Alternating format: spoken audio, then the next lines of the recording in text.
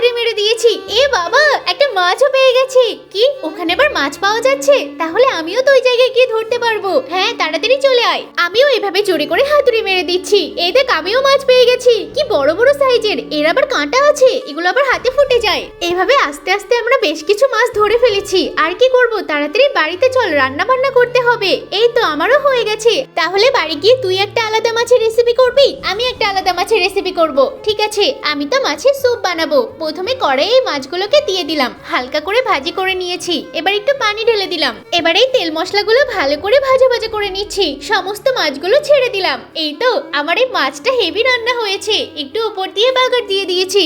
আর আমারও এদিকে মাছের স্যুপটা বানানো হয়ে গেছে। দুজনের রেসিপিটা তো দেখতে খুবই লোভনীয়। আমার এই মাছের রেসিপিটা কিন্তু খুবই ভালো হয়েছে। একটু ঝালঝাল করে করেছি। আরে আমি তো স্বাস্থ্যের জন্য মাছের স্যুপ বানিয়েছি, কোনো রকম মশলাই ব্যবহার করিনি। আর আমি তো একদম মশলার তেল দিয়ে কড়া করে ভেজে নিয়েছি।